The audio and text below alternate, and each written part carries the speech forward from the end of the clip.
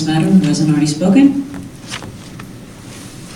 Seeing no one, we'll close the public hearing and bring the matter back to the board. Oh, I should allow it. Does staff want to make any response to any of the comments? No, no, I don't believe so. Appreciate all the comments. I just want to make one clarification that Trustee Pennington brought up around the difference between the NEPA requirements within the refuge itself and the difference for the FLAP grant funding NEPA requirements. So she is correct. David Lucas did suggest that they may conduct NEPA for those trails within, may conduct some further testing, soil sampling testing, but the FLAP grant funding would require it on those specific sites. Yes. Additional questions from the board? I don't think so. Okay. So let's deliberate. Do one of you want to start? Want me to start? I'd be happy to start. Okay, great. Okay. Thanks everyone for coming and sharing your input today. This is it's really helpful to have the public's thought around this issue, especially with the long history of Rocky Flats in this community. And I've lived here all my life and know what that history is from a resident's perspective. And so, you know, I know we have an opportunity with the Rocky Mountain Greenway to do something in the bigger picture scheme of things of having the connections occur. And in this particular case, we're just being asked to look at these two locations along that edge and looking for leveraging everything that Jeff said. And Megan said that we have an opportunity to leverage working together. It's not a huge cost in terms of actual dollars. But where I find myself is in sympathy with the speakers today about an alternate route and looking at something that does not travel through the refuge. And I'm very uncomfortable with the route that is shown in the map at this point in time that goes so close to the center of where the contamination is. And the history of it, you know, is long and varied, and I can cite people that I know who worked there and what happened to them. And I understand completely the public's concern about this particular place.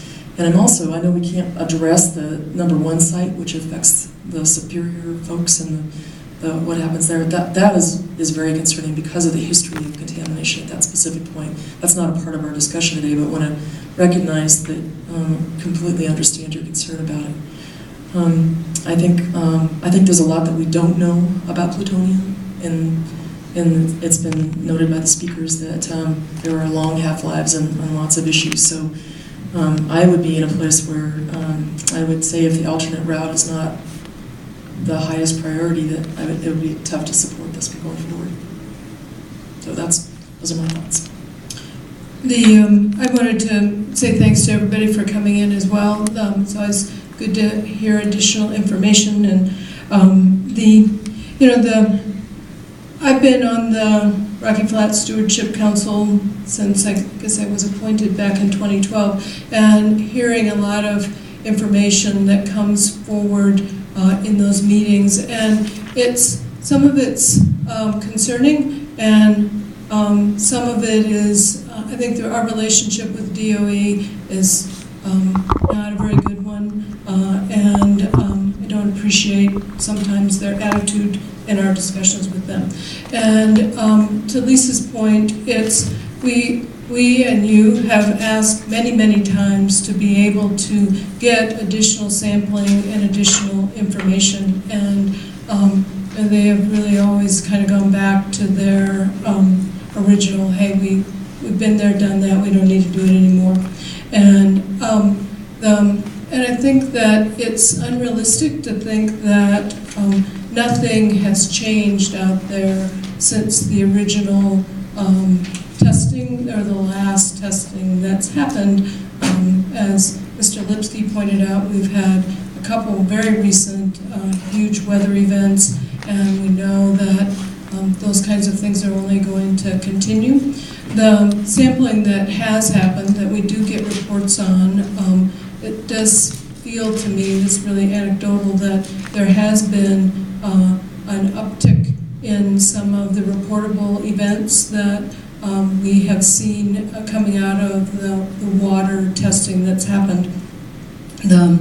And the interest for me in going forward with this grant, if we could do it in a contingent basis, would be that opportunity to get testing in the way Lisa laid it out, and I can give some more specifics as well. But my question quickly to staff would be, if we went forward with the grant, but have all this testing contingent upon it, would the testing apply only to the sites up on 128, or would we can have it be part of Site 1 as well? Because I think, to a lot of your points, that really is even the highest potential for problems. So could it be included in Site 1, included in that testing? Because I think that's a critical piece.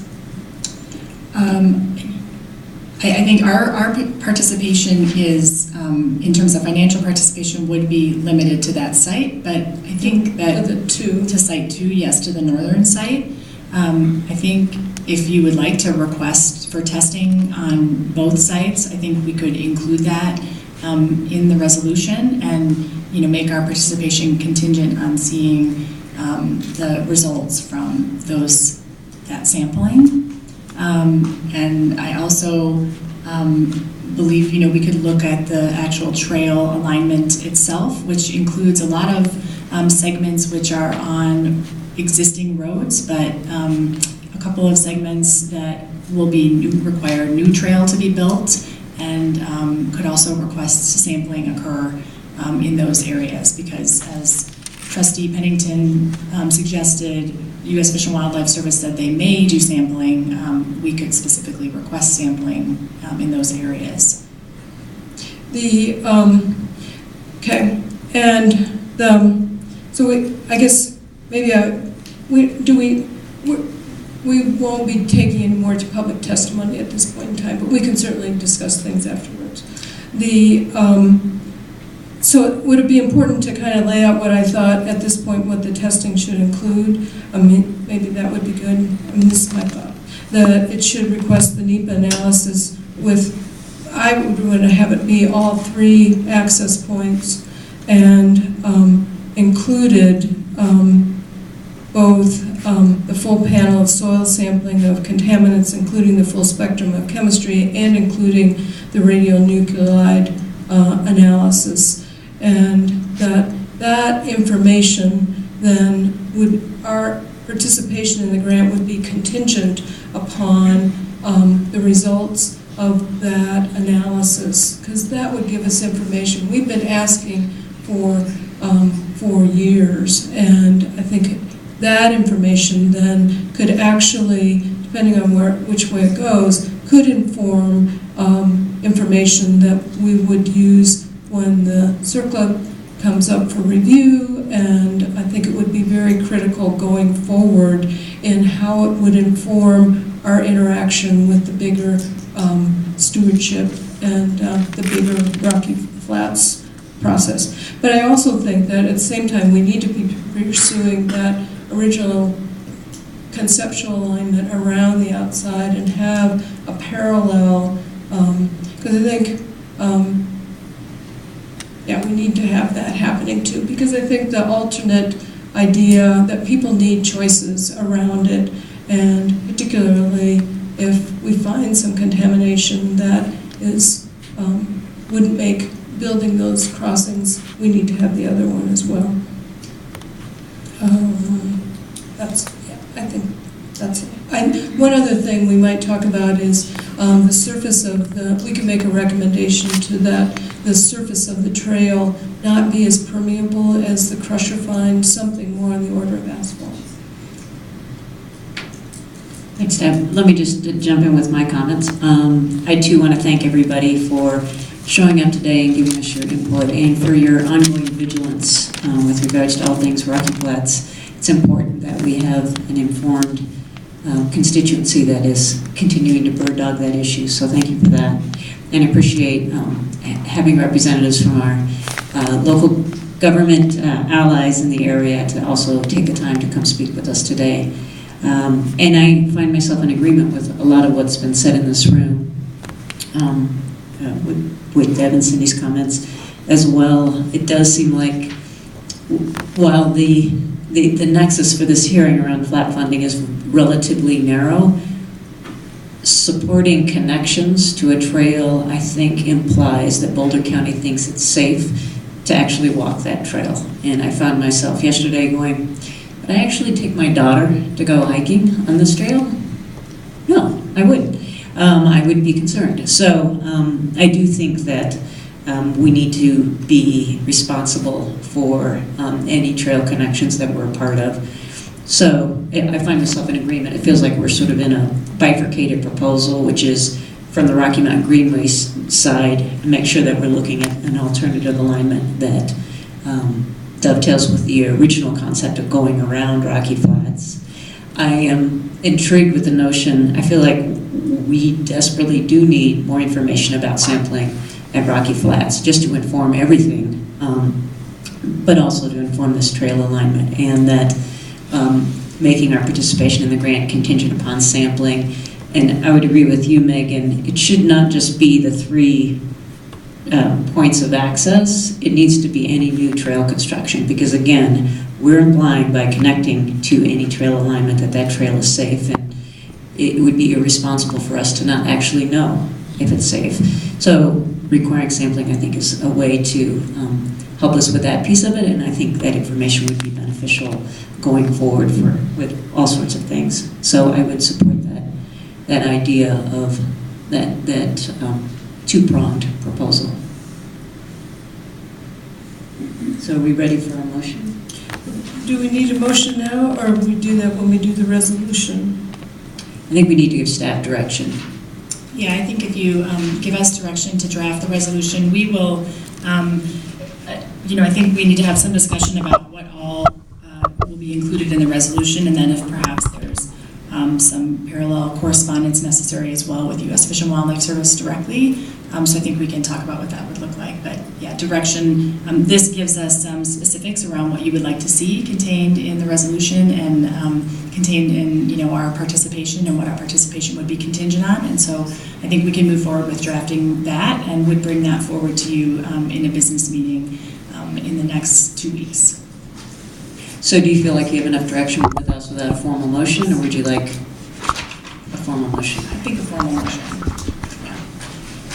Okay, before we do that, just a quick note that I fully believe that testing is absolutely necessary. It's a major frustration that we haven't been able to make it happen for all the reasons that Deb and others have said, and so I think the testing in depth makes so much sense. My biggest concern is that by including the option to do the flat funding, that we've got implied consent to a trail across the flats, and so for that reason, if we have a formal motion that includes both alternatives, I may not be able to support it. I just want to make sure that you know that. So. The motion, or at least my direction, had been that the funding would only be contingent upon the outcome of the testing, and that the testing would have to, obviously we're going to have to, I'm not quite sure exactly how that would work, because we got to move forward to get the testing to happen, but I think we could withdraw our support for the funding if the testing proves out that it's contaminated to the degree that we would consider it to not be safe. And I would just look to Michelle, do we need a formal? Well, I don't think we need a formal motion if staff feels like they understand. So the 4 items that I had that Commissioner Gardner went through, I just want to make sure that the other 2 commissioners agree with those 4 things, and then I think we can move forward.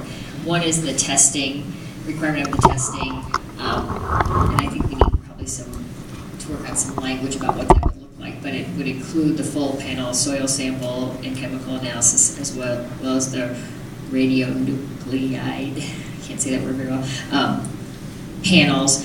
And it would be done at the access points as well as anywhere where there would be a new trail construction within Rocky Flats. We would like to see the original alignment around Rocky Flats also considered by the Greenway, in the Greenway planning. The trail surface we would recommend would be non-permeable, an asphalt type, and that our funding would be contingent upon these things happening. So I think if you all agree on those things, I think we can give direction when the resolution comes back. I think that's when you're all going to have to see if you feel comfortable with the way that language comes out of the resolution. Could we just clarify, it's not contingent on the testing happening, it's contingent upon the testing happening and it coming back showing that it's safe? Yes. I would move the alternate route to the top of the list. Okay, I just wrote them down in the list that she said, but I can move those around when that comes back to Okay. Yeah, absolutely. So if that's enough direction for staff, then Leave that. no formal motions needed now, that's great. Yes, I think that's adequate.